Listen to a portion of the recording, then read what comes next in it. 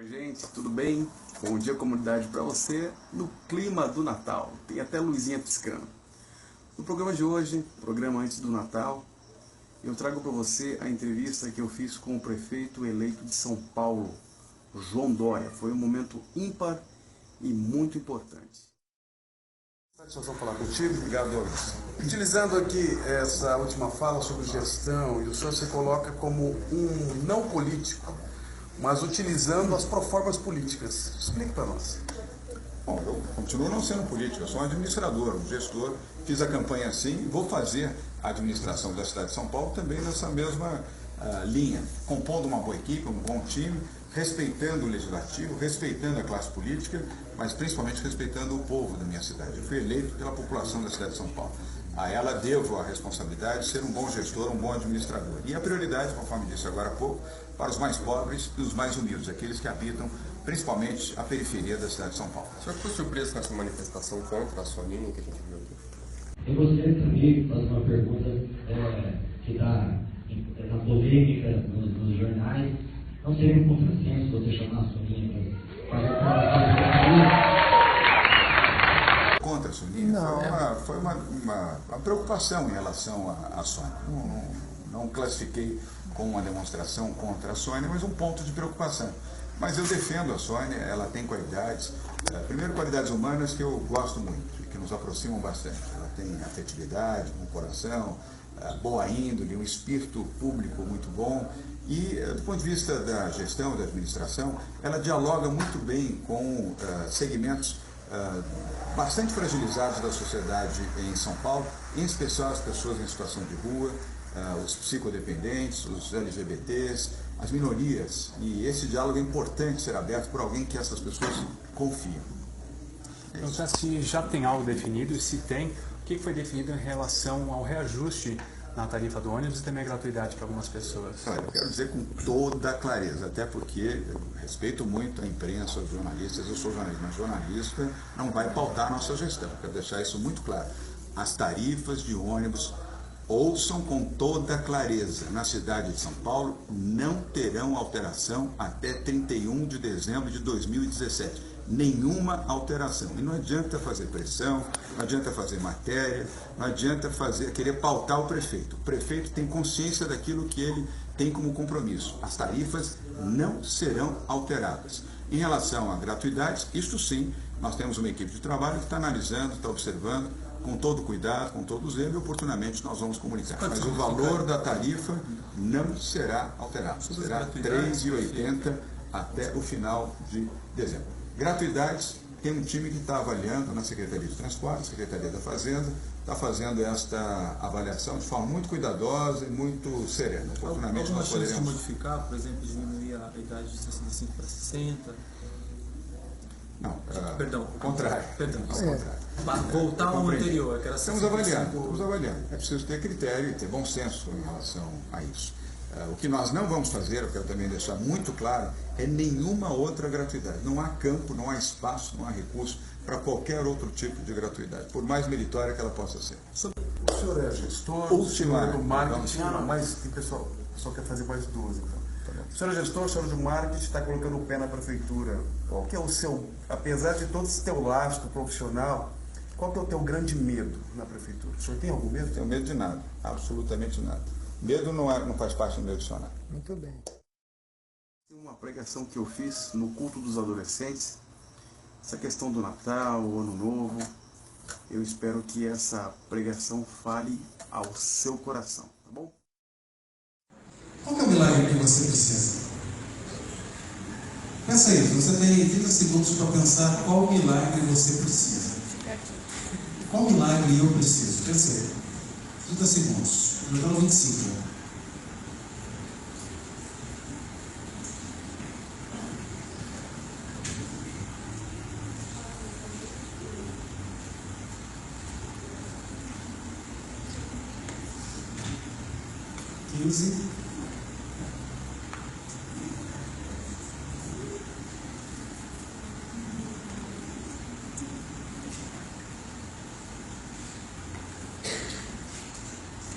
Maravilha, quem pode compartilhar? Quem pode levantar o braço e dizer, eu preciso disso, eu quero isso. Se você não levantar a mão, eu vou ter que te convidar. Tá bom, eu convido então. Pedrão, qual milagre você precisa? Não, porque o Pedrão não estava. Tudo bem, mas a Vicky estava.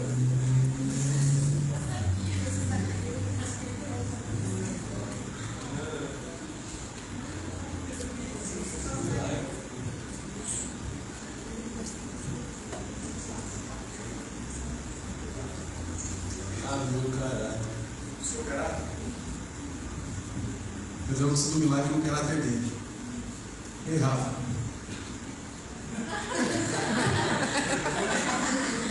Engraçadinha você.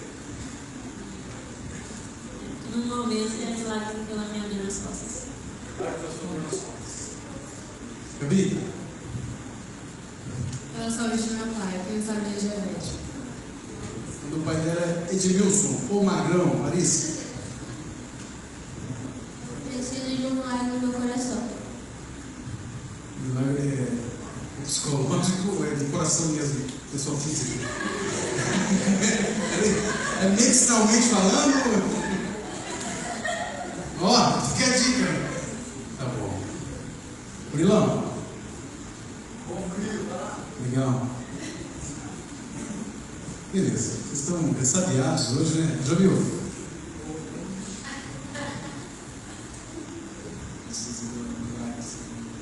Rever as prioridades.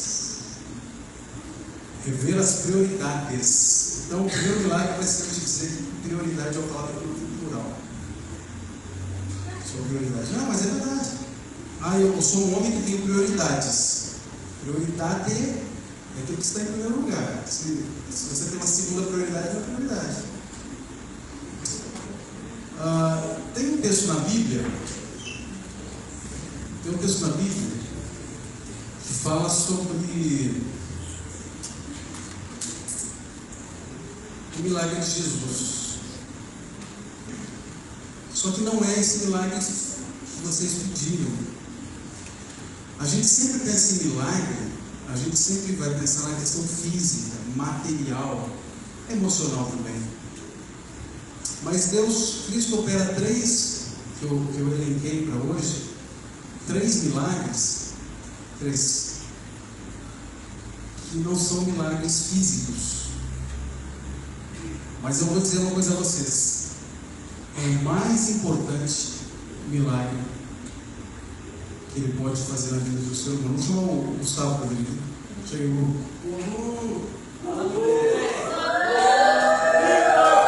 É o nosso guitarman.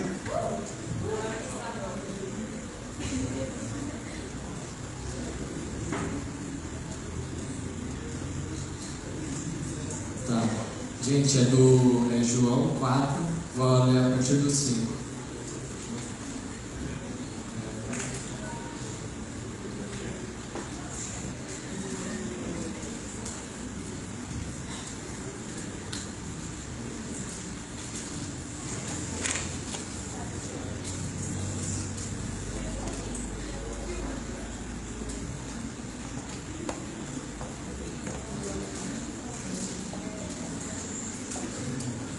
Ele chegou a uma cidade de Samaria chamada Sicar, que ficava perto das terras que Jacó tinha dado ao seu filho José. Ali ficava o poço de Jacó. Era mais ou menos meio-dia quando Jesus chegou, cansado da viagem, e sentou-se perto do poço. Uma mulher samaritana veio tirar a água e Jesus lhe disse: "Por favor, me dê um pouco de água." Os discípulos de Jesus tinham ido até a cidade comprar comida. A mulher respondeu: "O Senhor é judeu e eu sou samaritana.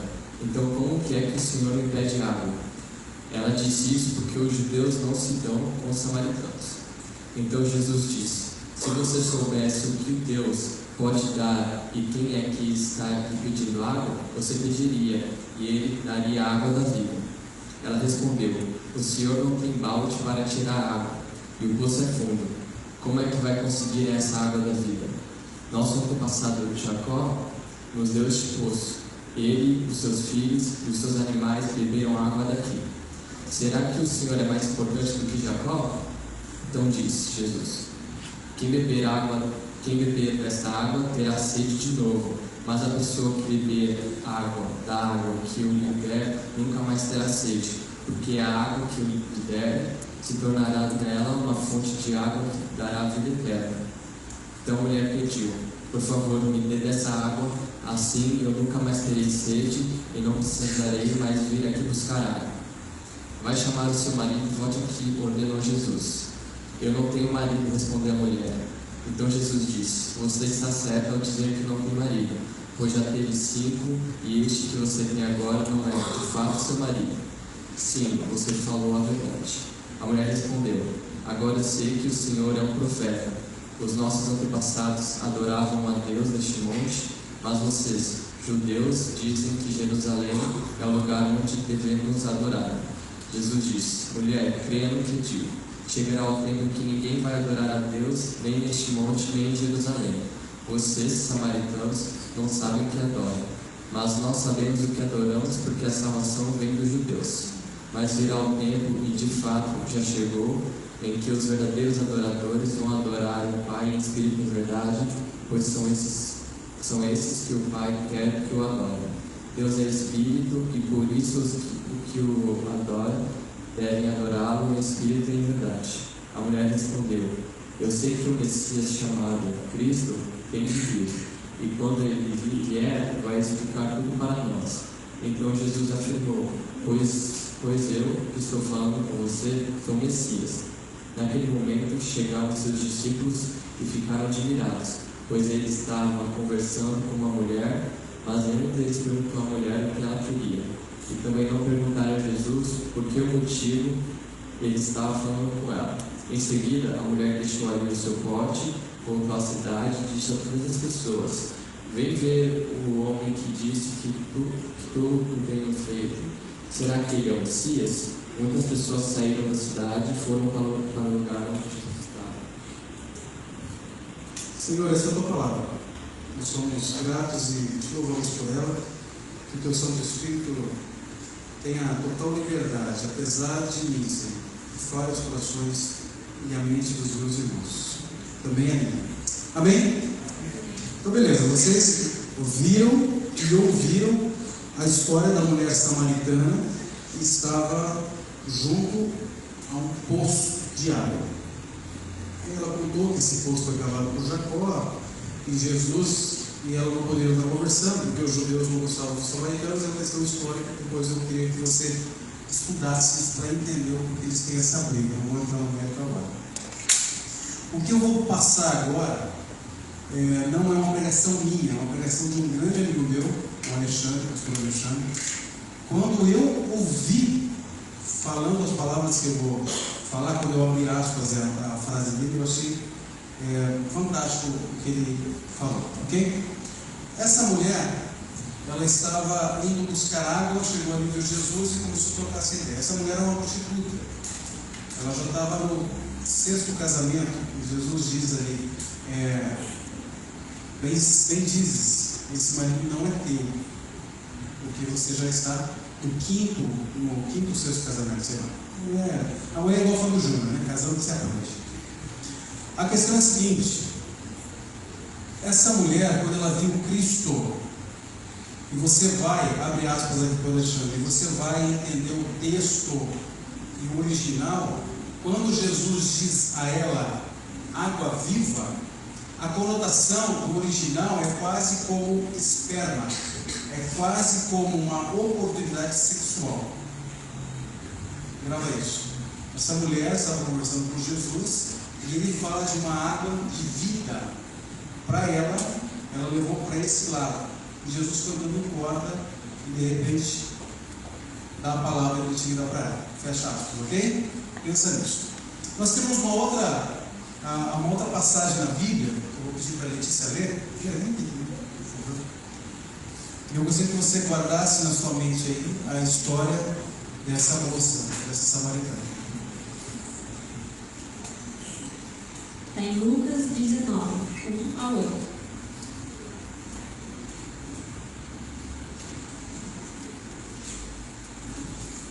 Lembrando que o Evangelho de Lucas foi escrito por Lucano, doutor Lucas. Ele foi criado estudou em Alexandria. Ele não era discípulo de Cristo, ele viu Cristo uma vez só de longe.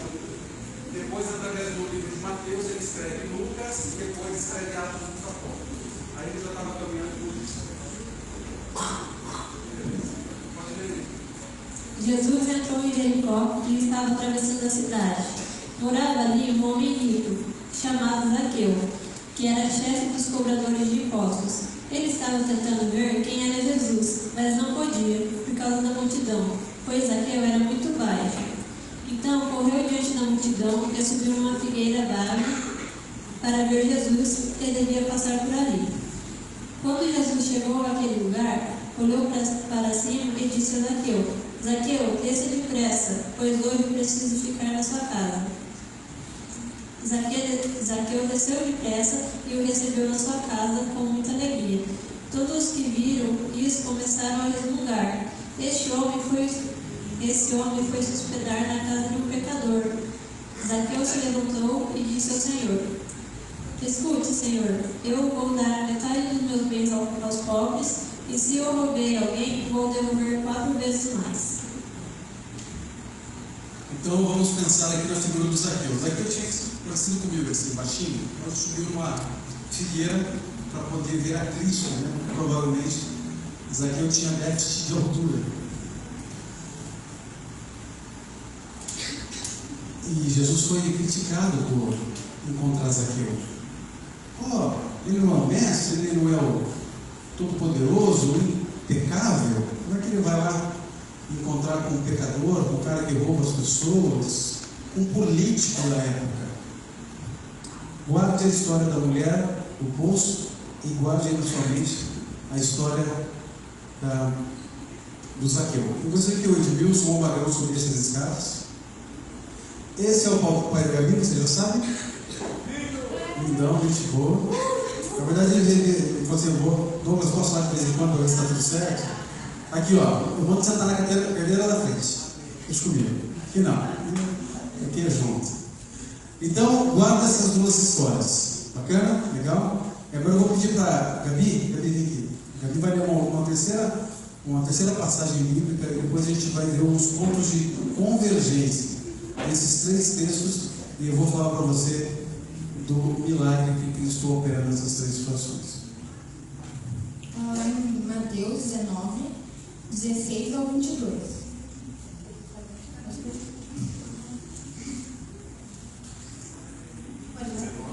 19, 16 ao 22. Mateus 19, 16 ao 22. Eis que alguém se aproximou de Jesus e lhe perguntou: Mestre, que farei de bom para ter a vida eterna? Respondeu-lhe Jesus: Por que você me pergunta sobre o que é bom? Há somente um que é bom. Se você quer entrar na vida, obedeça aos mandamentos.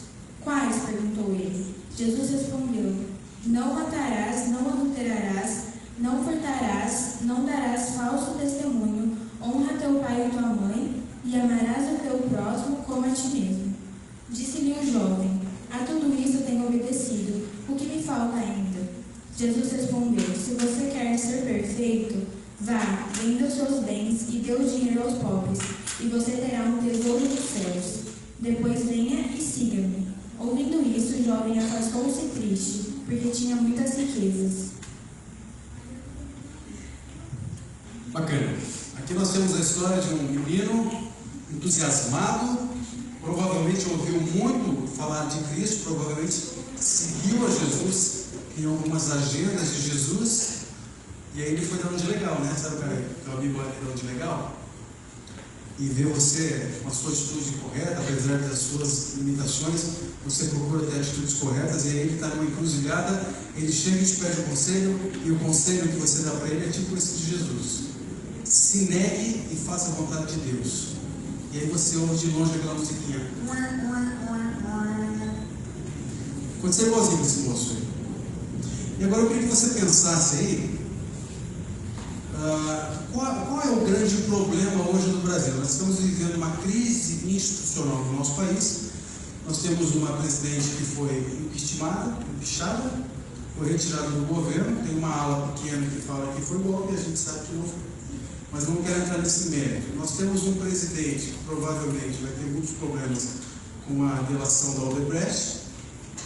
Nós temos um presidente do Senado que está enrolado até o último fio do cabelo, é algo que ele não tem no cabelo. Nós temos o ex-presidente da Câmara Federal dos Deputados que foi afastado do cargo e preso, Eduardo Cunha, esse se dizia crente. Qual que é o grande problema do Brasil?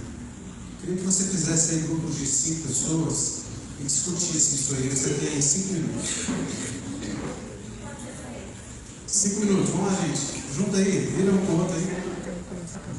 Está em 2 Crônicas 7:14. Então, se o meu povo que pertence somente a mim disser arrepender, abandonar os seus pecados e orar a mim, eu os ouvirei do céu, perdoarei os seus pecados e farei o país progredir de novo. O pecado é o pecado. O problema é que, como o Davi falou, é a igreja por não se posicionar. Igual falar aqui de 2 Crônicas. Aí saiu um comentário que a igreja. Não, só para explicar assim. Aí saiu um comentário que a igreja não pode interferir diretamente, mas exatamente, porque se a gente tentar interferir diretamente, a gente vai fazendo pela força do braço, então a oração faz. Aqui, esse grupo.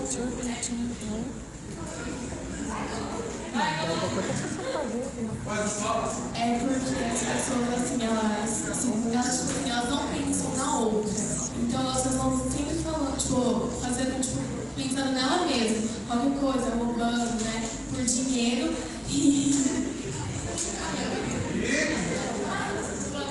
As pessoas sempre pensam nelas mesmas e fazem qualquer coisa por dinheiro. Olha aqui, fechou. Muito egoísta. Isso aqui gostei. Já viu?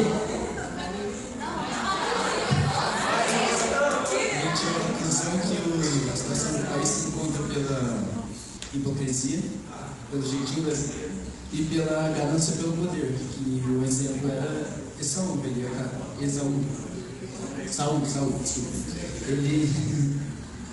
Ele acabou tendo a ganância pelo poder que ele não vangloriar a si mesmo, deixando de dar glória a Deus pela posição que ele estava. Aqui.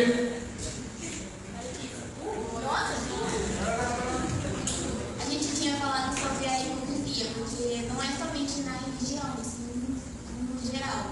É hipocrisia. Nesse grupo?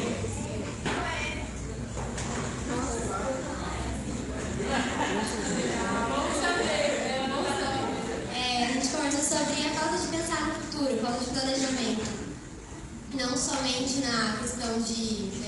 não só na nossa vida, mas numa questão geral, o nosso país está sofrendo consequências de falta de planejamento, falta de visão. Assim. Aqui? Tiex. Tipinho. A gente conversou e a gente decidiu que seria o egoísmo das pessoas brasileiras. Lógico que também não está só no Brasil, né? Mas o brasileiro, a gente tem a fama, né, do famoso jeitinho brasileiro. E eu implementei com a corrupção no nosso coração. Não somente nas coisas grandes, a gente fala de política e tal, mas colar na prova, furar fila da cantina, essa coisa aí, tudo corrupção pra gente. Eu vejo você. Eu ia falar isso, Deus também.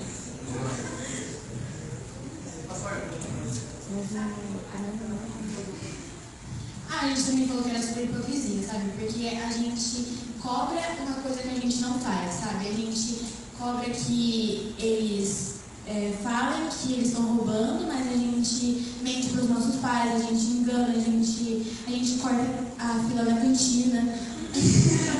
E a gente, sabe, a gente faz as coisas e a gente quer cobrar deles algo diferente do que a gente mesmo faz. Então acho que nós temos que tomar posicionamento na nossa vida e a partir do nosso posicionamento e o que a gente faz, a gente replica aquilo que a gente deve cobrar eles, sabe? A gente só pode cobrar aquilo que a gente faz.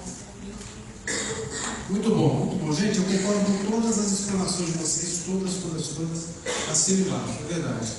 O Brasil tem um problema de hipocrisia o Brasil tem um problema de egoísmo, o Brasil tem um problema de falta de temor ao Senhor.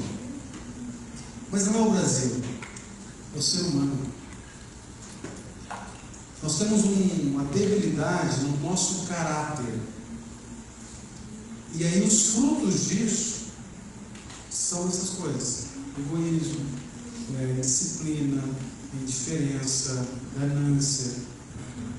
Isso é por falta de caráter, é por falta de Cristo.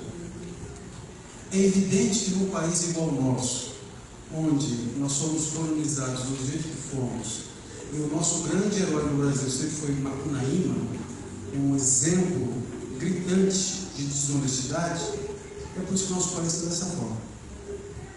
E os políticos, sim, são apenas o reflexo do que é o povo. Guarda isso. Quando você pega a história dessa mulher, essa mulher era uma prostituta, já estava no 6º casamento, eu acho. Começou a bater um papo com Jesus, e Jesus foi no ponto. Ele foi direto. Ele disse a ela: bem dizes, não tens marido. Bem dizes que é uma mulher da vida. Cristo olhou para Zaqueu e disse: Zaqueu, vou jantar com você hoje à noite. Imediatamente, Zaqueu aceitou o convite que o Salvador entrasse na casa dele. Na outra parte que nós lemos, falamos ali sobre o jovem rico, que chegou na madrugada, olhou para o Senhor e disse: Senhor, eu sou limpinho, eu sou legalzinho, eu sou gente boinha, eu sou amiguinho, o que mais eu preciso? Mas Jesus olhou para ele e disse: você tem que deixar de ser riquinho. Aí, vocês ouviram aquele som lá. O que acontece, gente? Esse é o milagre que Cristo faz na sua e na minha vida. Eu pedi para vocês me dizerem no comecinho qual que é o milagre. O que você precisa? Eu estou nas costas, na ajuda do meu pai, problema emocional, sei lá. Mas tudo físico, tudo imediato. O grande milagre de Cristo é mudar o caráter. Quando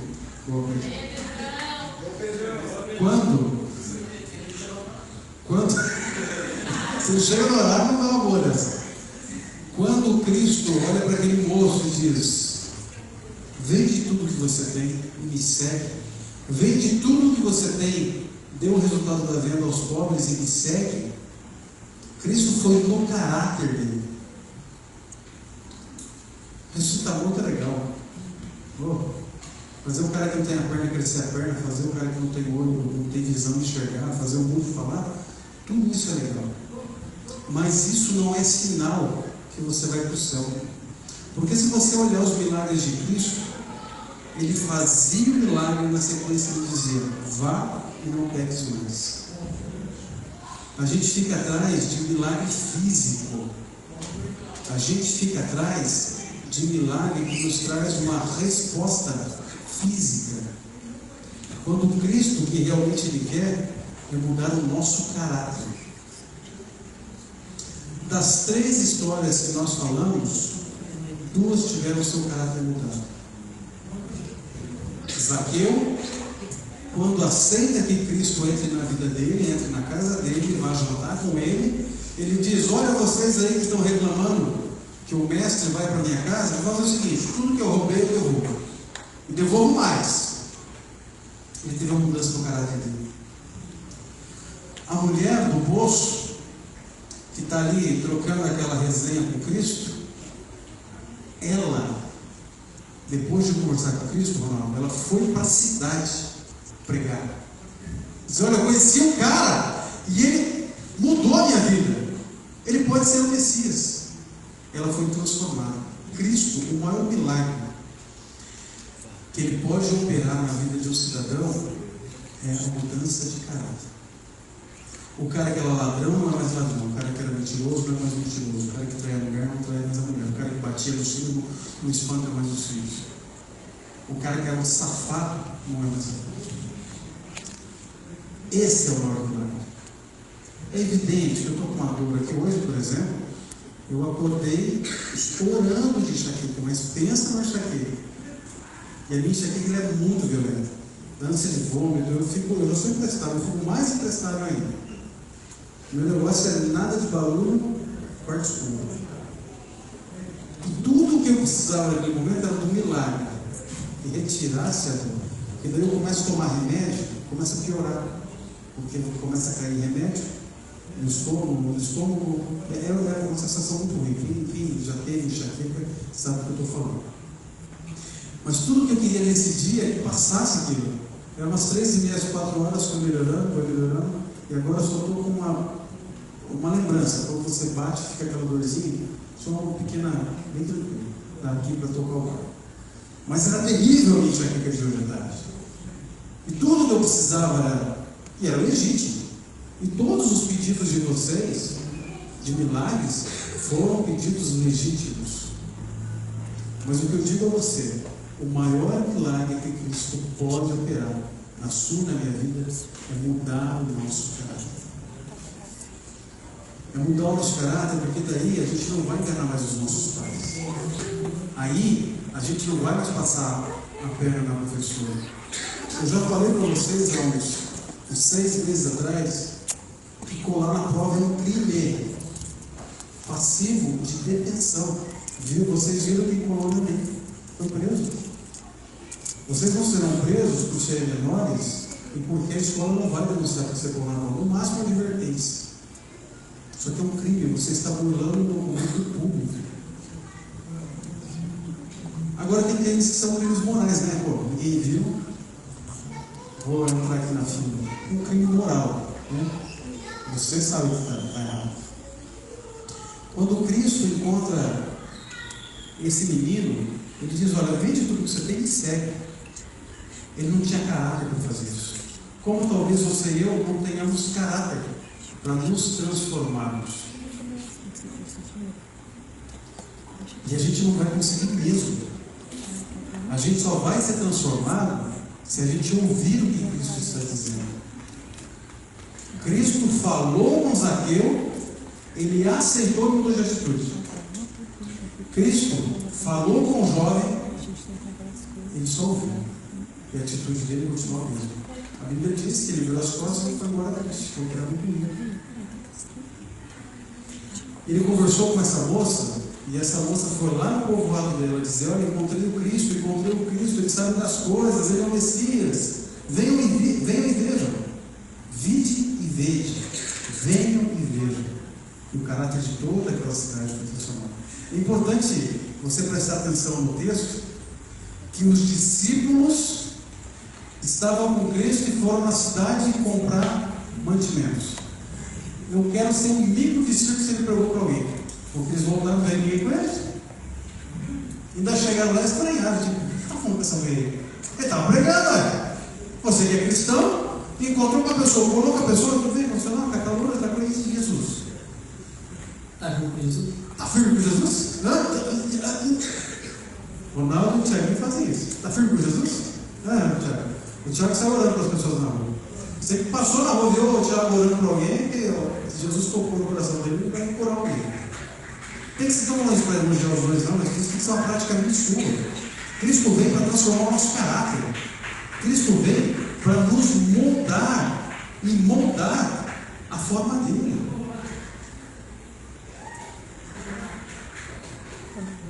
Sabe qual é o nosso grande problema? O meu grande problema, que provavelmente é o seu. Nós somos corruptos. Nós temos uma mente corrupta. A gente está o tempo todo pensando: como é que eu vou fazer para burlar o sistema? Como é que eu vou fazer? Vocês acham aquele filme do Stallone e do Arnold Schwarzenegger, que é sobre uma cadeia? Cara, é muito bom esse filme. Muito bom. O Stallone, eu não vou dar spoiler do filme, mas o Stallone é um fugidor, abre aspas, fugidor profissional de cadeia. E ele vai bater naquela cadeia. Ele precisa encontrar como fugir daquela cadeia, delatar o sistema. Ele foge e avisa: ó, dá para fugir desse jeito. É igual hacker. Às vezes tem hackers que invadem os sistemas só para mostrar: olha, vocês estão falhando aqui. A gente fica tentando bolar o sistema o tempo todo. Eu faço isso, por causa da minha natureza safada, pecaminosa e perversa.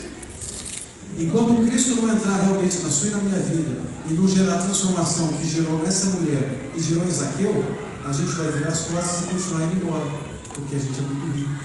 A gente está abastado, não abusado no pecado, não abusado na pornografia, não abusado nas drogas, não abusado e tudo mais que você deve estar pensando aí, que você sabe que você faz, que isso realmente não está afim de compactar com isso. As convergências dessas três histórias, o maior milagre que Cristo pode operar na vida de alguém é mudança de vida, mudança de atitude, mudança de reino, mudança de sistema, mudança de vida, mudança de atitude, mudança de sistema. E aí, gente, né? Mas eu sou bom no que eu faço, né? Meu pai não vai descobrir. Casa cai. E quando a casa cai, e às vezes a casa cai com você dentro. Entendeu? Às vezes a casa cai e você está dentro dela. E você sabe que esse ano a casa minha, a casa da minha não, né? A casa do meu filho caiu. Do meu filho. Amigo de vocês. Já foi perdoado, já tudo se resolveu, está organizando a vida. Mas a casa cai.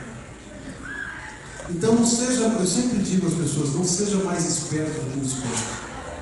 Ah, eu sou um espertão. Não, você é um espertalhão.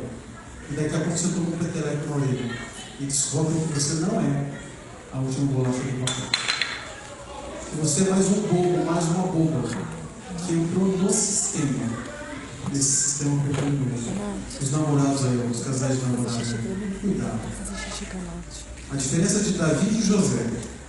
Davi estava perto da mulher do Potifar.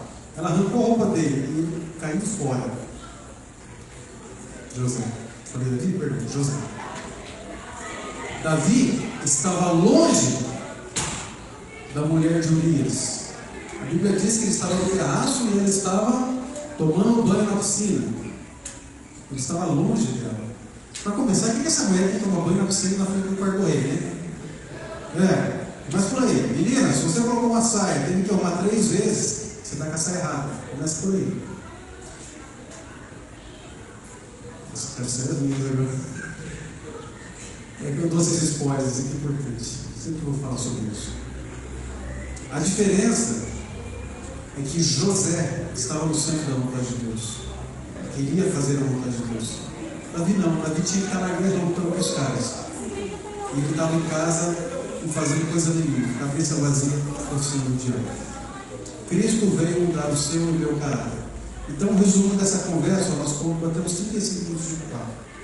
O resumo dessa conversa aqui, mude o seu caráter. Clame a Jesus. 2017 começa daqui a pouquinho. Esse ano começa 2017. Esse ano começa 2017, né? Sim, calma. Magrão, mas o que a Gabi falou está correto. 2017 está aí. Não espere o ano que vem. Era exatamente isso. Não espere o ano que vem. Para você, eu vou ver o ano que vem e vou começar a emagrecer. Tá, legal. Vou ver o ano que vem e vou começar a fazer exercício. O ano que vem vou começar a estudar. O ano que vem vou começar a pecar, parar de pecar. Porque a vida é um sopro. Você viu agora 71 pessoas, entre elas muitos atletas, indo ganhar um campeonato. Primeiro campeonato, que é o melhor campeonato que é a vida. Quantos daqueles que morreram puderam falar o que Paulo falou? Combati o bom combate. Completei a carreira e guardei a carreira. Pensa nisso. Não espera para mudar o teu caráter. Muda hoje. Muda hoje. Soma o teu coração. Falei, eu preciso mudar. Que é isso? Estou aqui nessa igreja há 7 anos. Estou aqui nessa igreja há 5 anos. Frequento, vejo o gordinho pregando, vejo o Everton pregando, vejo o pastor pregando. Eu não mudo. Muda. Queira mudar, queira pagar o preço. A mudança não é fácil e não é simples, mas ela é vitoriosa. Não seja jovem rico, não vire as costas para o milagre de Cristo. Seja igual essa moça aí, que era prostituta, encontrou Jesus num poço. Perguntou o que ele podia dar para ela. Eu posso te dar água viva, água da vida. Você não vai ter mais sede, a sua vida vai ser transformada. Olhou para o Zaqueu e falou: Zaqueu, eu vou jantar na tua casa hoje. Zaqueu pensou, fez a conta e falou: lascou, tem que mudar Jesus. Vou devolver. O Zaqueu, tipo Sérgio Moro, prende os caras e os caras devolvem a grana que pegaram. É a mesma coisa. Ele das proporções. O Zaqueu foi a primeira delação premiada que existiu. Ele confessou o pecado e devolveu a grana. Que isso seja na sua vida também. Tá bom? Se você puder, por favor, fechar os seus olhos e não fechar o teu coração. Ô Pai, eu quero te louvar, Senhor. Eu quero te agradecer. É tão difícil, Senhor, refletir Cristo àqueles que estão bem pertinho da gente, Senhor, que conhece a nossa debilidade, a nossa safadeza, Deus. Pai, em nome de Jesus, recebe, Senhor, a minha oração. Cuidamos, Senhor, dos meus irmãos, transformando o caráter, trazendo sobre eles a tua paz, a tua misericórdia, o teu livramento, ó Pai. Eles possam, em nome de Jesus, Senhor, ser tocados pelo teu Santo Espírito, Senhor. Eles possam, Senhor, ser transformados, ó Deus. E que venha sobre eles, Deus, em nome de Jesus, o desejo de mudança, um desejo pleno, Senhor, de glorificar e exaltar o seu nome. E que esse ano que se inicie, Senhor, seja não só uma virada de calendário, mas seja uma virada de atitude. Faz isso em nome de Jesus. Faz isso em nome de Jesus. Entrevista com o fenômeno político Fernando Holliday. Menino, gente boa, 20 anos, mais de 45 mil votos na cidade de São Paulo, tá bom? Espero que você aproveite o programa, espero que a mensagem que eu trouxe nesse programa venha falar ao teu coração. Que Deus te abençoe e daqui a pouco a gente volta. O programa Bom Dia Comunidade, depois de muito tentar, conseguiu encontrar Fernando Holliday, vereador eleito pela cidade de São Paulo, um menino ímpar. Fernando, seja muito bem-vindo ao programa. Para mim é uma grande satisfação poder bater esse papo com você.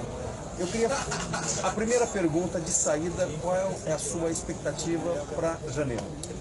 Bom, antes de mais nada, é um prazer estar aqui, Douglas, um prazer aí estar com E o todos cara, ó, vocês. quase 10 horas da manhã, ele acabou de acordar. Pessoal, não, então a expectativa é de que agora a gente possa, de fato, começar a mudar toda essa política, né? Toda a situação que nós vivemos por mais de uma década no país, não somente nos municípios, né? Mas também a nível federal. O MBL está tentando fazer isso. Inclusive, nossos MBLs pelo país inteiro, né, as nossas unidades começaram a lançar candidatos.